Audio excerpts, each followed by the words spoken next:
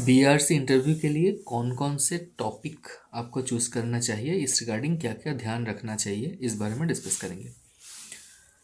एक तो सजेशन मेरा ये रहेगा कि ऑर्गेनिक इनऑर्गेनिक फिजिकल का एक कॉम्बिनेशन होना चाहिए। ऐसा नहीं कि सब कुछ ऑर्गेनिक, ऐसा नहीं कि सब कुछ इनऑर्गेनिक, ऐसा नहीं कि सब कुछ फिजिकल।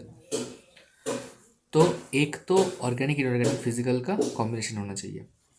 नेक्स्ट, वहाँ पर बोला जाता है कि आपका फेवरेट टॉपिक्स आप लिखिए।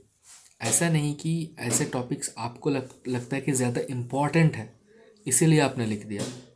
ऐसा नहीं करना। क्या करना है, जो आपका फेवरेट टॉपिक्स है। जैसे कि कहीं कहीं पे आपने सुना होगा कि वो फिज़िकल को ज़्यादा प्रेफर करते हैं।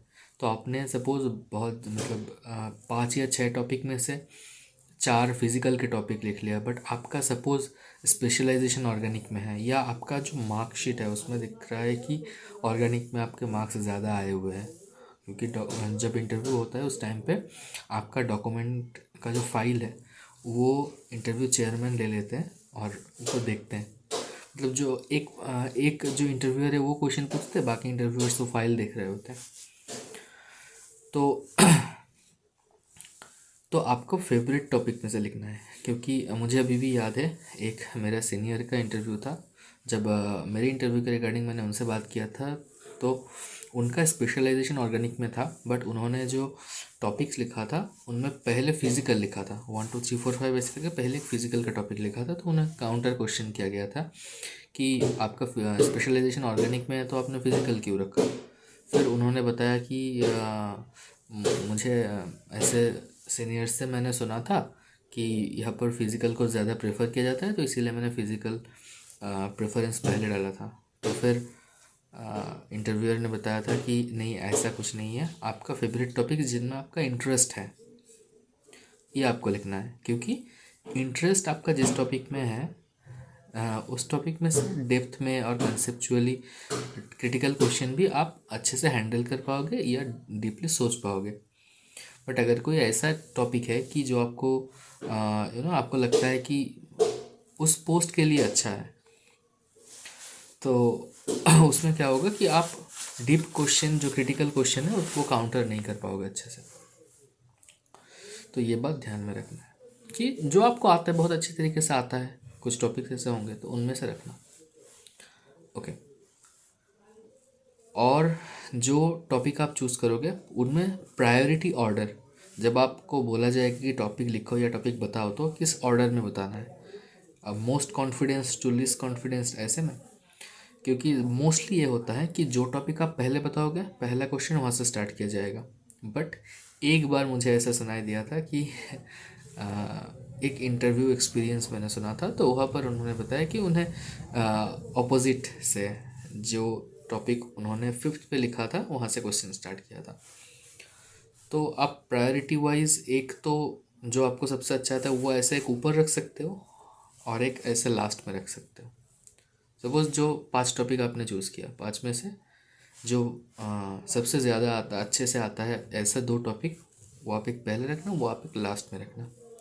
इससे ज़्यादा कुछ फ़र्क नहीं पड़ता है, बट फिर भी क्योंकि आपका कॉन्फिडेंस वाला टॉपिक में से क्वेश्चन आएगा तो आपका जो इंटरव्यू का इनिशियल एक्सप्रेशन जो है वो अच्छा आएगा। क्योंकि आप काउंटर कर पाओगे, आप आंसर कर पाओगे, आप क्वेश्चन, अननोन क्वेश्चन को टैकल कर पाओगे। इससे इंटरव्यू थोड़ा लंबा चलेगा। तो ये बात आपको ध्यान रखना है। फर्स्ट, ऑर्गेनिक इनऑर्गेनिक फिजिकल का एक कॉम्बिनेशन हो तो बेटर है। सेकंड, ऐसा टॉपिक चूज़ करना है जो आपको अच्छा लगता है, आपको इंटरेस्ट है, आपको अच्छी तरीके से आता है। डजंट नेसेसरी कि वहाँ पे क्या रिक्वायरमेंट है और उनको क्या चाहिए।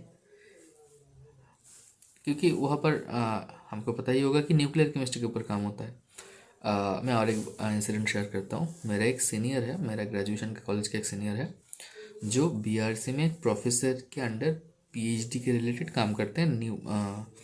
ड्रग के ऊपर काम करता है, कैंसर रिसर्च करते हैं। तो उसमें उसमें भी न्यूक्लियर साइंटिस्ट का रोल होता है। तो इस रिगार्डिंग वह का एक प्रोफेसर, एक साइंटिस्ट मेरे उस सीनियर से मतलब उनसे बताया था कि तुम्हारा कोई नोन आ रहा है क्या इंटरव्यू देने इस बार। तो तो उन्होंने बताया कि हाँ आ रहा है, कुछ जूनियर्स आ रहे हैं। तो और फिर उन साइंटिस्ट ने बताया कि और मेरे वो भैया जो है सीनियर, उन्होंने पूछा था फिर कि आपको कुछ सजेशन देना है या आप कुछ इस बारे में कहना चाहते हैं कि सजेशन में जूनियर को क्या सजेस्ट कर सकता हूँ। तो वो साइंटिस्ट उन्होंने यही बताया था कि ज़्यादा होशियारी दिखा के ऐसा कोई टॉपिक मत चूज़ करना जो आपको लगता है कि यहाँ पर यहाँ पर काम आता है, तो इसलिए वो टॉपिक चूज़ कर लेता, तभी अच्छे से बेनिफिशियल होगा ये। तो ऐसा मत करना। अगर उस टॉपिक में कॉन्फिडेंस है, अच्छे से पढ़ा है, बहुत फेवरेट टॉपिक में से आता है, तभी उसको चूज़ करना, अदरवाइज़ नो। काफ़ी लोगों को लगता है कि रेडियो एक्टिविटी या न्यूक्लियर केमिस्ट्री चूज़ करूँगा तो मे बी एक गुड एक्सप्रेशन आएगा।